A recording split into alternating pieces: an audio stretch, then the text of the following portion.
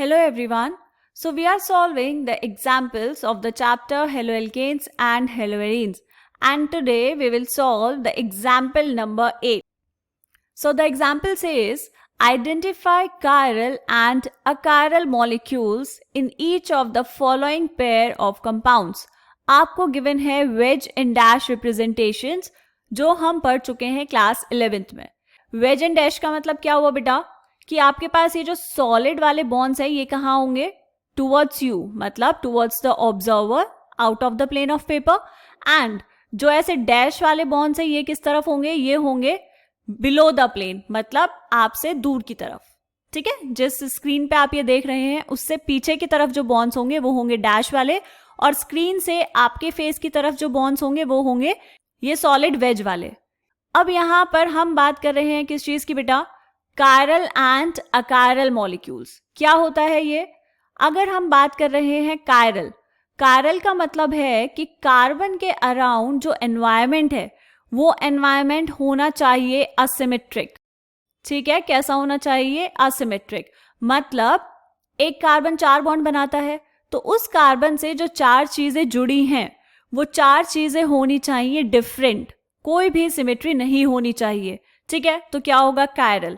और अगर सिमेट्री है, कोई भी 2 चीजें अगर सिमेट्रिक जुड़ी हुई हैं एक कार्बन एटम से, जिस कार्बन के बारे में हम बात कर रहे हैं कि वो chiral होगा या नहीं, तो वो कंपाउंड क्या होगा बेटा, वो हो जाएगा अकायरल.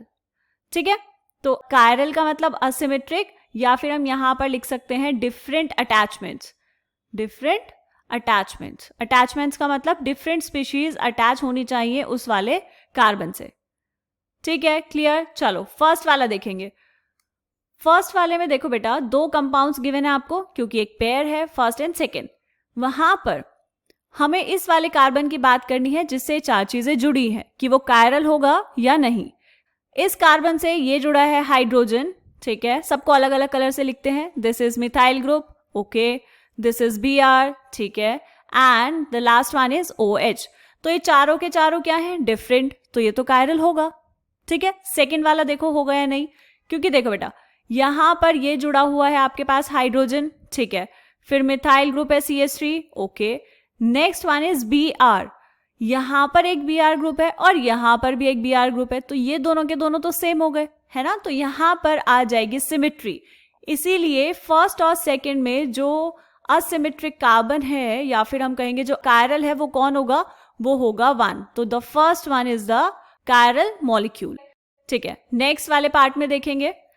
यहां पर सबसे पहले देखो बेटा फर्स्ट वाला, और कौन से कार्बन की बात कर रहे हैं, हम बात कर रहे हैं इस वाले कार्बन की, और यहां पर इस वाले कार्बन की. सेकंड वाले में अगर हम देखें तो सेकंड वाले में देखो इस तरफ है ये और इस तरफ भी है ये, तो ये दोनों चीजें तो सेम हो गई. जैसे ही ये दोनों चीजें सेम हुई मतलब ये क्या हो गया बेटा, अकायरल.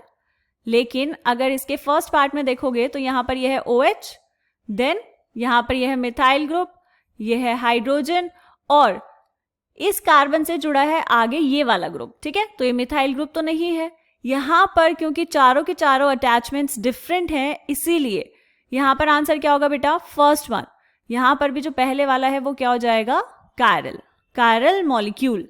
ठीक है, क्लियर, ओके.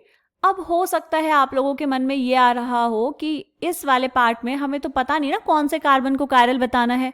आप अगर बाकी वालों को भी चेक करेंगे तो भी वो भी सारे के सारे chiral आएंगे. ठीक है, जैसे लास्ट पार्ट में अगर हम देखें तो Br चेक करेंगे सबसे पहले, ये है Br, तो हम इस वाले कार्बन की बात कर रहे हैं. ठीक है, और यहां पर अभी फिलहाल इस वाले कार्बन की बात कर रहे हैं. अगर मैं इनका स्ट्रक्चर बना के देखूं बेटा तो देखो यहां अलग से बनाते हैं. ये क्या है, CH3, ये है कार्बन, इस कार्बन से जुड़ा है एक Br ग्रुप और ऊपर एक हाइड्रोजन, यहां पर देन CH2 एंड CH3. ठीक है, इस तरफ क्या होगा, CH3, CH2, CH2, ये कार्बन, यहां लगा है Br और इस पर लगे हैं 2 हाइड्रोजन एटम्स. बताओ कौन से वाला chiral होगा. ये तो बहुत आसानी से हम देख पाए कि इस कार्बन से ये जुड़े हैं 2 सेम ग्रुप्स.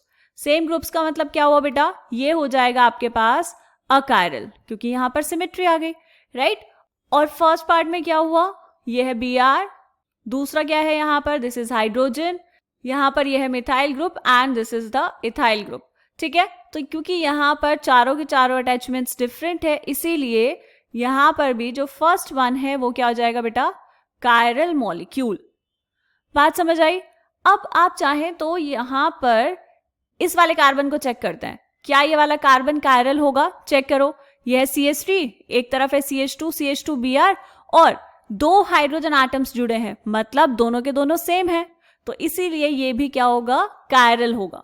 क्योंकि यहाँ पर क्वेश्चन में आपको मेंशन नहीं किया हुआ है कि आपको कौन से वाले कार्बन को बताना है, तो आप हर कार्बन चेक करके देख सकते हैं, बट ये अंडरस्टूड है कि जहां पर आपके पास लगा होगा Br, उसी वाले कार्बन को आपको बताना है कि कायरल होगा या नहीं। ठीक है बेटा, यहां तक समझ आ गया अच्छे से? अब इसका सिर्फ एक लास्ट एग्जाम्पल रहता है, एग्जाम्पल 9, वो हम सॉल्व करेंगे अगली क्लास में। तब तक के लिए बाय बाय, पढ़ते रहिए, खुश रहिए।